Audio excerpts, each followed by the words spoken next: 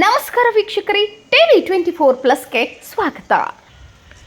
ಬೆಳಗಾವಿಯ ಕಾನೂನು ಮತ್ತು ಸುವ್ಯವಸ್ಥೆಯ ನೂತನ ಡಿಸಿಪಿಯಾಗಿ ಎನ್.ವಿ. ಬರ್ಮನಿ ಶುಕ್ರವಾರ ಅಧಿಕಾರ ಸ್ವೀಕರಿಸಿದರು. ಧಾರವಾಡ ಜಿಲ್ಲೆಯ ಹೆಚ್ಚುವರಿ ಪೊಲೀಸ್ ವರಿಷ್ಠಾಧಿಕಾರಿಯಾಗಿದ್ದ ಬರ್ಮನಿ ಅವರಿಗೆ ರಾಜ್ಯ ಸರ್ಕಾರ ಬೆಳಗಾವಿಯ ಡಿಸಿಪಿಯಾಗಿ ನೇಮಕ ಮಾಡಿತ್ತು.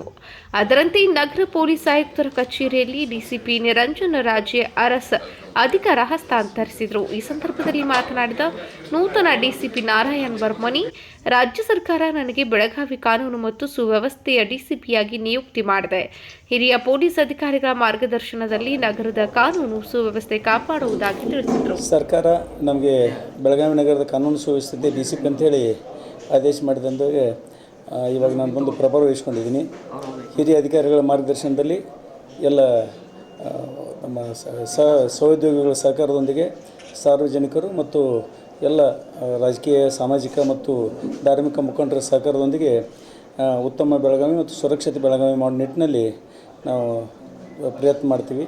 ಆ ನಿಟ್ಟಿನಲ್ಲಿ ತಮ್ಮೆಲ್ಲರದು ಮತ್ತು ಸಾರ್ವಜನಿಕರು ಎಲ್ಲ ಸಹಕಾರ ಬೇಕು. ಶಾಂತಿ ಮತ್ತು ಸುವ್ಯವಸ್ಥೆ ಕಾಪಾಡುವಲ್ಲಿ ಎಲ್ಲರ ಸಹಕಾರನ ಈ ಮೂಲಕ ಕೋರ್ತಾ ಇದ್ದೀನಿ. ಧನ್ಯವಾದಗಳು.